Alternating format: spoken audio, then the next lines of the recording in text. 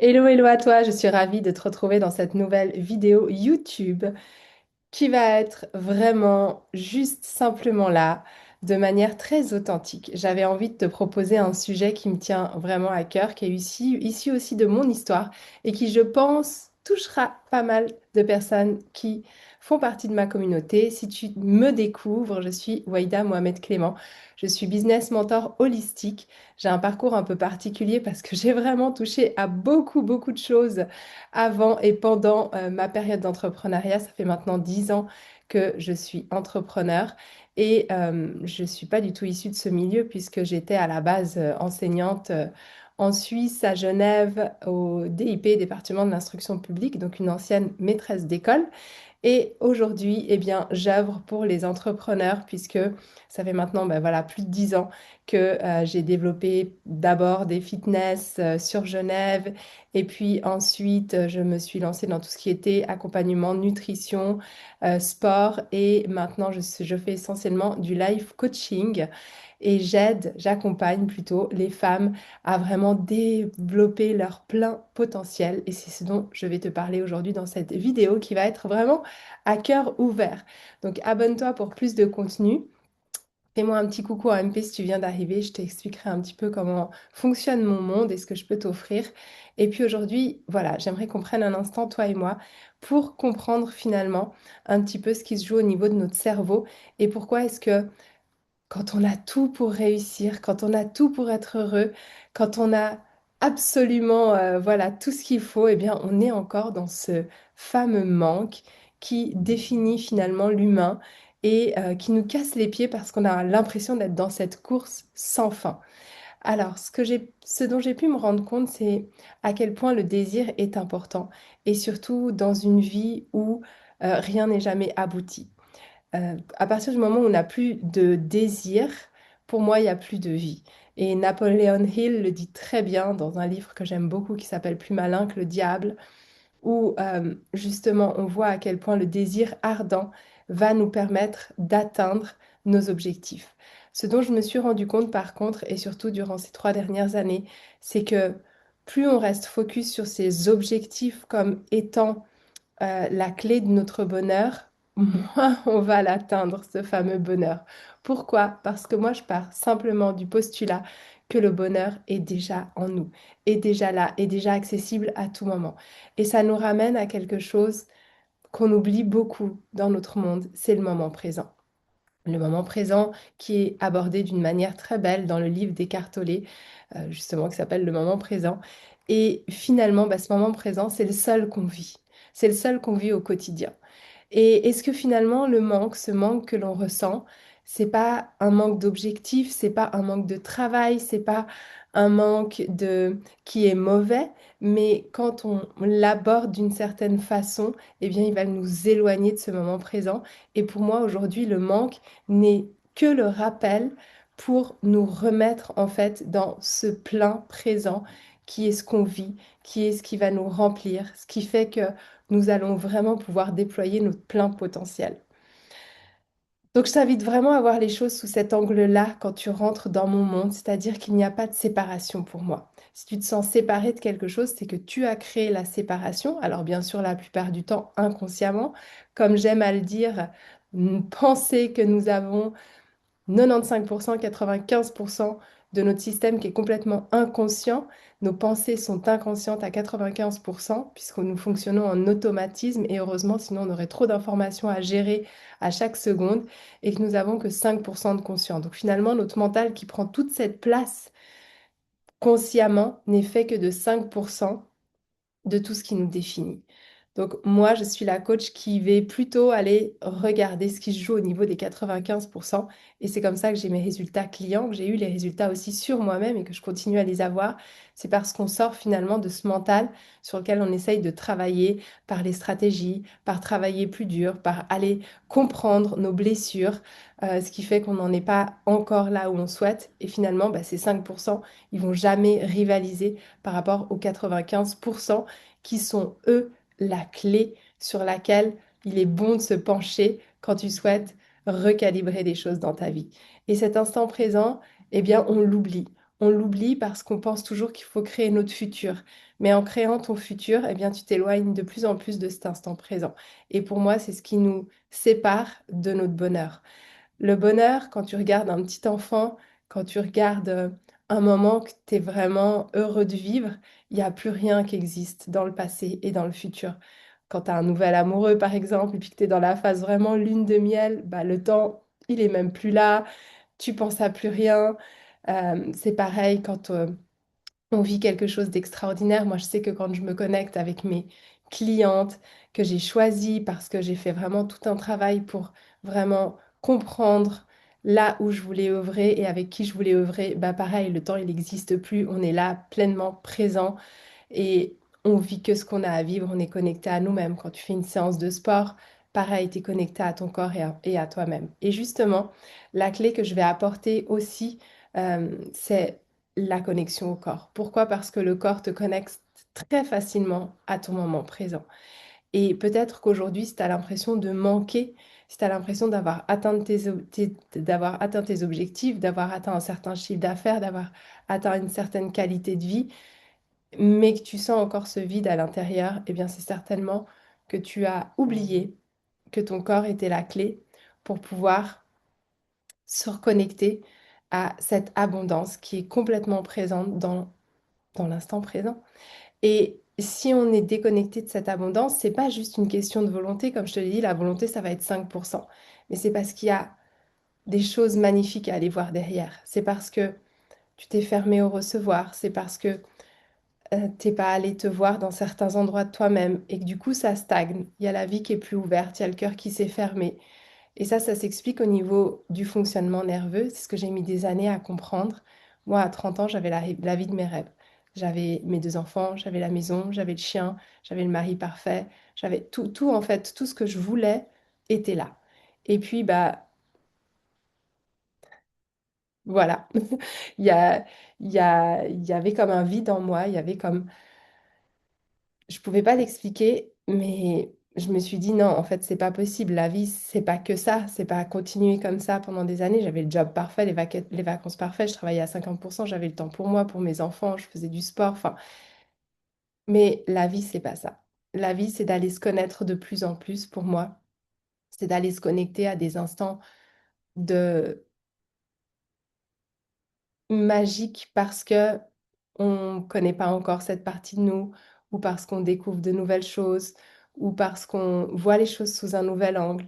Et tout ce monde de développement personnel dans lequel je suis tombée un petit peu avant mes 30 ans, que j'aime plus trop appeler maintenant le développement personnel, que je préfère voir comme une reconnexion à soi, vraiment. C'est simplement qu'on a oublié certaines parties de nous, alors que tout est vraiment en toi. Tout. Et tout est absolument possible à partir du moment où on arrête de s'insécuriser, de tomber dans la peur, de tomber dans tout ce qui essaye de nous driver aujourd'hui au niveau de notre corps, au niveau de nos hormones, parce qu'on veut du résultat rapide, parce qu'on a peur du regard de l'autre, parce qu'on essaye de créer une certaine sécurité pour le futur, et tout ça, je n'y crois plus. Tout ça, je n'y crois plus parce que pour moi, la vie n'est pas faite pour juste sécuriser ton futur, te mettre dans quelque chose qui est idéal en soi et qui pourrait continuer comme ça des années sans que tu ne risques rien. Pour moi, on passe à côté de l'essentiel. Et je pense que si on se lance dans l'entrepreneuriat, c'est aussi pour ça, c'est aussi pour aller découvrir des parts de nous. Peut-être que c'est qu'une excuse et que tu ne l'avais pas vu sous cet angle-là, mais c'est comme l'argent, c'est des excuses. L'entrepreneuriat est une excuse. Avoir un chéri est une excuse. Avoir des enfants est une excuse. Enfin, tout ce qu'on va aborder comme expérience dans la vie, en fait, n'est qu'une manière d'aller se découvrir de façon plus profonde. Et c'est ce qui est magique. Et je t'invite vraiment à t'ouvrir à ça parce que on a beau avoir tout ce qui fait qu'on est heureux, quand on voit la vie de je suis heureux parce que j'ai ce qu'il faut de l'extérieur, ce bonheur-là n'est jamais vraiment atteint d'une manière pérenne. Pourquoi? Parce qu'on va justement avoir des expériences de vie, des manques qui vont être créés pour aller nous découvrir encore plus. Et c'est pour ça que je trouve l'entrepreneuriat vraiment magnifique et que en même temps, il n'y a pas que l'entrepreneuriat, il y a aussi notre vie de femme, notre vie de maman, notre vie de personnes qui contribuent pour le monde dans cette société. Et ce que j'ai pu remarquer et que je t'invite vraiment aussi à aller voir en toi, c'est qu'à partir du moment où on perd cette optique-là, où on revient dans une optique de sécurité, parce que finalement, le manque, c'est quoi? C'est une manière de te manquer que tu as perdu la sécurité. Et la sécurité, on va aller la chercher à l'extérieur. On va aller la chercher par une croyance qu'il faut plus d'argent, par une croyance qu'il faut plus de moyens, plus de stratégie, plus d'amour de quelqu'un, plus de santé, plus de sport, plus de mieux manger, de s'occuper de soi. Enfin, je sais pas, mais à partir du moment où ça va partir de l'extérieur et où tu vas mettre en place des stratégies extérieures pour venir combler ton manque, tu seras toujours en insécurité puisque ces stratégies extérieures pourront toujours partir et ne dépendront jamais réellement de toi.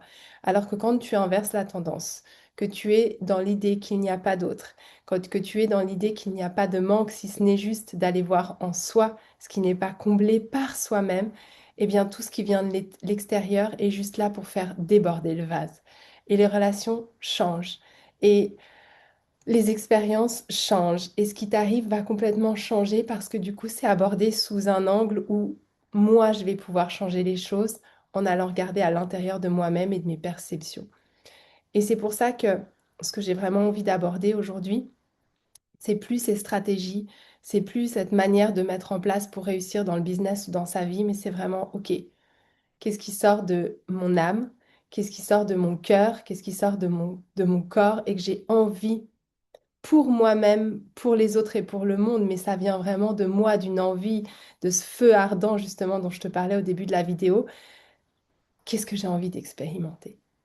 Et l'argent sera une conséquence. La réussite sera une conséquence. La santé sera une conséquence parce qu'en réalité, tu vas te mettre dans un état de réception et d'ouverture parce qu'on ne peut pas recevoir sans donner, on ne peut pas donner sans recevoir. Et ça, j'en ai vraiment fait l'expérience ces derniers mois, c'est qu'en fait, donner et recevoir, c'est exactement pareil. Ce qu'on donne, en fait, on le reçoit et ce qu'on reçoit, on le donne. J'ai pas le temps de le développer ici dans cette vidéo, mais penche-toi sur le sujet, c'est juste tellement magnifique. Mais ça nécessite de savoir aussi ce qu'on souhaite. Ça nécessite de savoir comment on fonctionne au niveau de notre système nerveux. Parce qu'encore une fois, quand on est sur ces 95% et qu'on n'a pas fait le travail d'aller comprendre ce qui nous met en insécurité, bah, la seule chose importante pour ton cerveau, ça va être de rester en vie. Donc lui, il va te mettre en insécurité pour que tu développes de la peur, pour que tu développes un besoin de retourner vers les personnes qui te mettent en sécurité, vers les habitudes qui te mettent en sécurité, même si c'est à la base de la survie, pour lui, ça va lui suffire parce qu'il sait que tu vas t'en sortir. Donc, tu as peut-être l'habitude, je ne sais pas, d'avoir des problématiques financières à la fin du mois, mais tu sais que tu vas t'en sortir et toi, c'est ta zone en fait de confort. Et en plus de ça, c'est ancré dans ton identité. Peut-être que tu es cette femme forte qui réussit dans le business et qui réussit grâce au fait qu'elle travaille beaucoup, grâce au fait qu'elle a tout sacrifié, grâce au fait que elle se laisse jamais faire, elle se laisse jamais marcher sur les pieds. Donc ton identité, en fait, elle est définie par cette femme forte. Et si tu fais le travail d'aller lâcher tout ça, même si ça sera mieux pour ta santé mentale et que au fond de toi, ton âme te dit de le faire, c'est difficile pour ton mental parce que ça te met en insécurité, parce que ça casse complètement en fait l'identité que tu t'es créée. Et ça, bah, ça fait flipper. Et c'est l'avantage de se faire accompagner là-dedans, c'est que quand on a quelqu'un qui nous montre nos schémas, alors il y a des moyens, il y a des méthodes, il y a des outils. C'est ce que je vais te proposer dans mes programmes. On fait pas ça à la freestyle, on s'envole pas sans parachute, on saute pas d'un avion. C'est pas du tout ça que je te propose. C'est vraiment par des outils d'aller se connaître soi, par ces messages d'autorité du passé, par exemple, au niveau du système nerveux, par les neurones miroirs, par plein d'outils qu'on a aujourd'hui en notre possession et que moi j'ai développé les miens pour mes clients, pour pouvoir en fait mieux comprendre son monde au travers de soi, au travers de ses fonctionnements neuronaux. Et puis après, il y a toute la partie où justement j'apprends à ramener tout ça à moi d'abord avant de le traiter avec l'extérieur, c'est-à-dire comprendre mes besoins, comprendre comment les combler, comprendre là où je me sens en insécurité, savoir quoi faire pour me remonter en énergie, pour rester en fréquence haute, etc. Et puis bah, quand il y a des soucis qui arrivent, quand il y a des moments moins confortables dans la vie, parce qu'à chaque expansion, il y en a, et parce que la vie, tant qu'elle est là, elle nous amènera son lot bah, de difficultés, si on peut appeler ça comme ça, ou en tout cas d'épreuves à traverser. Mais c'est OK parce que c'est des portails d'expansion à partir du moment où j'ai les outils. Et je me demande toujours comment font ces femmes, comment font ces hommes qui n'ont pas ces outils-là. Parce que la vie est tellement plus dure, tellement compliquée, alors qu'en réalité, tout est tellement simple quand tu as les bons outils. Donc vraiment, je t'invite à aller voir sous cet angle-là la possibilité de se reconnecter à l'abondance avec sa reconnexion au moment présent et sa clarté, sa visibilité apportée par des outils qui vont te permettre de d'y voir clair et de prendre les bonnes décisions parce qu'elles seront guidées par ton âme. Il n'y a jamais de bonnes ou de mauvaises décisions parce que même les mauvaises, entre guillemets, décisions te ramèneront toujours vers des possibilités d'aller voir en toi ce qui se joue. Mais tant qu'à faire, autant gagner du temps. Et vraiment, le recevoir pour moi, qui est lié à l'abondance, parce que pour moi, encore une fois, quand on n'a pas tout ce qu'on veut, c'est simplement qu'on s'est fermé et ça vient de soi, ça vient de sa capacité à ne plus pouvoir recevoir ou au-dessus d'un certain palier, parce qu'on a tous une limite en fait dans l'abondance. Donc c'est d'aller expandre cette limite-là, d'aller voir ça comme où est-ce que je suis en insécurité et où est-ce que je peux remettre de la sécurité pour me réouvrir dans l'abondance. Et le recevoir, c'est le recevoir soi, se revoir soi autrement, au travers justement de ce qui m'a défini au niveau de mes blessures, au niveau de mes émotions, au niveau de mes relations, et de ne plus accepter l'extérieur comme me définissant, mais moi remettant mes règles du jeu en place, reprenant mon plein pouvoir. Mon plein pouvoir, il se situe, comme je te l'ai dit, dans le moment présent, de ce que tu vas faire de toi au moment présent. Et ça passe par le corps, ça passe par la connexion au corps. Le corps te dit tout. Là aussi, j'ai plein d'outils pour que tu puisses comprendre les messages de ton corps.